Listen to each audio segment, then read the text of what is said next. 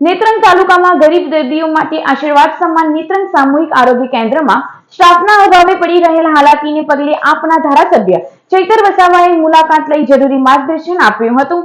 નેત્રંગ તાલુકો અસ્તિત્વમાં આવ્યા બાદ રાજ્ય સરકારે કરોડો રૂપિયાના ખર્ચે સામૂહિક આરોગ્ય કેન્દ્રનું નિર્માણ કર્યું છે, પરંતુ વર્ષોથી ડોક્ટર અને અપૂરતા સ્ટાફના અભાવે દર્દીઓને હાલાકીનો સામનો કરવો પડી રહ્યો છે।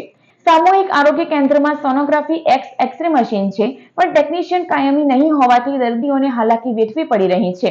ઉપરાંત 3 ડોક્ટરોની જગ્યાઓ પણ વર્ષોથી ખાલી છે। એક ડોક્ટર દર્દીઓને સારવાર આપી રહ્યા છે, સાથે સ્લીપરના અભાવે પીએમ માટે આવતા મૃતદેહો પણ કલાક સુધી રઝળતા હોય છે। આ અંગે તાલુકાના આગેવાનોએ ડેડિયાપાડાના ધારાસભ્ય ચૈતર વસાવાને રજૂઆત કરતા આજ રોજ તેઓ કોંગ્રેસના શેરખાન પઠાણ સહિત અન્ય કાર્યકરો સાથે નેત્રંગ સામૂહિક આરોગ્ય કેન્દ્રની મુલાકાતે આવ્યા હતા અને મુખ્ય તબીબ સાથે દરેક વોર્ડ અને દર્દીની મુલાકાત કરી હતી અને તબીબ સાથે ચર્ચા કરી જરૂરી માર્ગદર્શન આપવા સાથે 3 ડોક્ટર સ્ટાફ ભરતી કરવા માટે સરકારમાં રજૂઆત કરવાની ચૈતર વસાવાએ ખાતરી આપી હતી। આજે અમે નેત્રંગ તાલુકા સામૂહિક આરોગ્ય કેન્દ્રની મુલાકાત માટે આવ્યા હતા। અહીંના લોકોની ફરિયાદ હતી।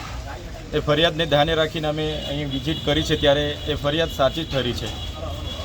આટલો મોટો તાલુકો હોવા છતાં આદિવાસી વિસ્તારના હોવાના નાતે અહીંયા સોનોગ્રાફી મશીન તો છે, પણ આજ દિન સુધી એક પણ કેસ એ મશીનમાં ચેકઅપ કરવામાં નથી આવ્યો કે એના કોઈ ગાયનોલોજિકલ નથી।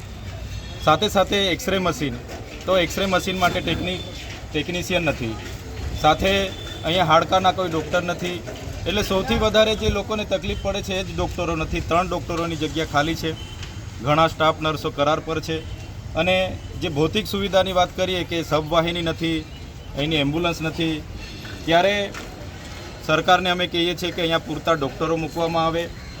એક્સરે મશીન હોય, સોનોગ્રાફી મશીન હોય, દાંતનું મશીન હોય, હાડકાનો ડૉક્ટર હોય, બધા જ લોકો અહીંયા ઉપલબ્ધ હોય તો જ આ લોકોને પૂરી સારવાર મળશે। અને ગંભીર બાબત એવી ધ્યાનમાં આવી છે, કોઈપણ વ્યક્તિનું પીએમ કરાવવાનું હોય છે ત્યારે અહીંયા સ્લીપર નથી। સ્લીપરને અંકલેશ્વર, ભરૂચ કે વાલિયાથી બોલાવવામાં આવે છે અને પીએમ કરાવવામાં આવે છે, ત્યારે સ્લીપર પણ ત્યાં ફરજ પર હોય તો આજનો પીએમ ડેડ બોડી અહીંયા પડી હોય તો બીજા દિવસે પણ પીએમ થાય છે। બહુ ગંભીર બાબત છે। ત્યારે ચોક્કસ આવનાર દિવસોમાં જે સરકાર મોટા મોટા દાવાઓ કરે છે, કરોડો રૂપિયાનું બજેટ આવે છે, છતાં આ હાલત અમારા વિસ્તારની છે। અમે સરકારમાં પણ રજૂઆત કરીશું અને અહીંયા પૂરતા ડૉક્ટરો, પૂરતો સ્ટાફ, સોનોગ્રાફી મશીન ચાલે, એક્સરે મશીન ચાલે, દાંતનું મશીન ચાલે અને હાડકાના ડૉક્ટર ઉપસ્થિત રહે, એ જ અમારી માગણી છે। સ્લીપર પણ અહીંયા રહે પીએમ માટે, એ જ અમારી માગણી છે। આવનાર દિવસોમાં ઉપર સુધી રજૂઆત પણ કરીશું અને અહીંના લોકોને ન્યાય નહીં મળશે તો આવનાર દિવસોમાં ન્યાય અપાવવા માટે અમારે રોડ પર ઉતરવું પડશે, તો રોડ પર પણ અમે ઉતરીશું।